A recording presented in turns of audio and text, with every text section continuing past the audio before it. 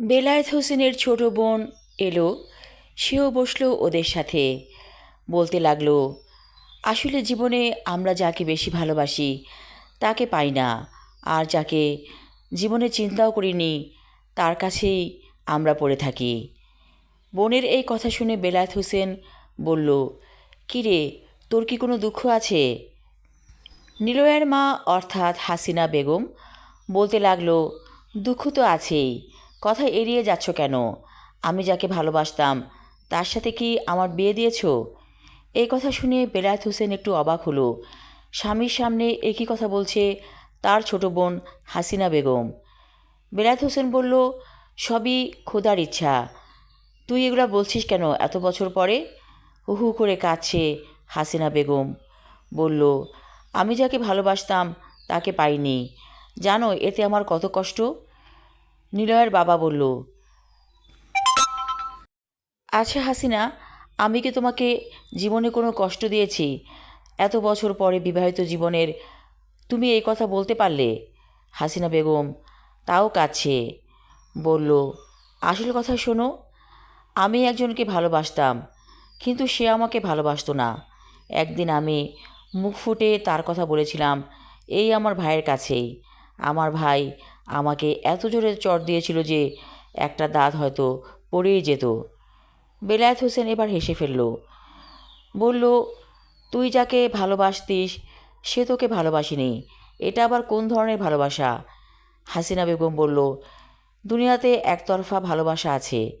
তখন নিলয়ের আব্বু বলল, হাসিনা, তাহলে আমি হয়তো সেই অভাগা ব্যক্তি যে কিনা তোমাকে একতরফাভাবে এত বছর ধরে ভালোবেসে আসছি।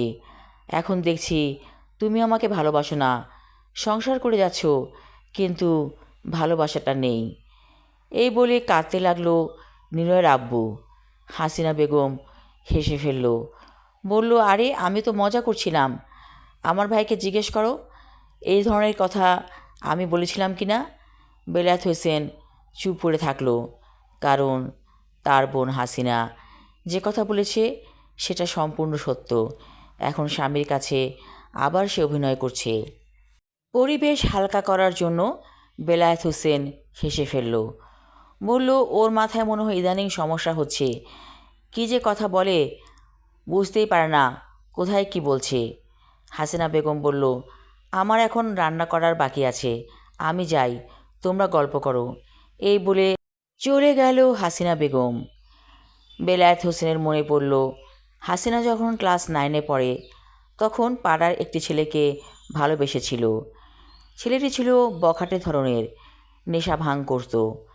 অথচ এই ছেলেটার কথা যখন এসে বলল হাসিনা বেগম, তখন বেলায়েত হোসেনের মাথা রীতিমতো নষ্ট হয়ে গিয়েছিল। এত জোরে বোনকে চড় দিয়েছিল, সত্যি সেটা বলার নয়। তারপর হাসিনা বেগমকে অনেক বুঝিয়েছিল, জীবনে এ ধরনের ভুল যদি সে করে তাহলে সারা জীবন পস্তাবে। নীলয়ের আব্বুকে বেলায়েত হোসেন নিজেই পছন্দ করেছিল, তারপর বোনের সাথে বিয়ে দিয়েছিল। মানুষের মন যে কি, এত বছর পরে হাসিনা কেন কথা বলল? তার অবচেতন মনে কি কোনো কষ্টবোধ আছে? এই কথা ভাবতে ভাবতে বেলায়েত হোসেন একটু আনমনা হয়ে গেল। ফোন বাজছে। খুলনা থেকে ফোন করেছে তার স্ত্রী। বেলায়েত হোসেন বলল, এই তো 2 দিন পরেই যাব, শরীরটা আরেকটু ভালো হোক। তার স্ত্রী অস্থির হয়ে আছে কখন তার স্বামী ফিরবে বাসায়।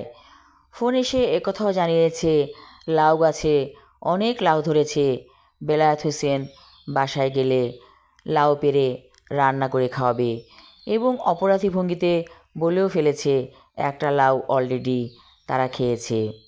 হঠাৎ বেলায়েত হোসেনের মনে হলো, কালো গাইটা কি সন্তান জন্ম দিয়েছে? ভালো আছে, ওর তো সন্তান হবার কথা। আবার ফোন করলো বেলায়েত হোসেন তার স্ত্রীকে। বেলায়েত হোসেনের স্ত্রী ফোন ধরে বলল, তোমার জন্য সুখবর আছে, গরুর বাচ্চা হয়েছে।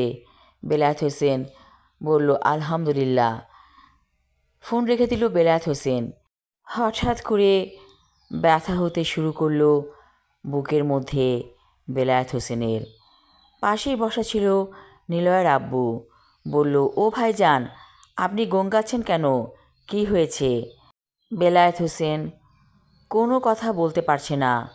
তাকে কি পৃথিবীর মায়া ছাড়তে হচ্ছে? সে কি চলে যাচ্ছে না ফেরার দেশে, যে দেশে গেলে আর কেউ ফিরে আসে না?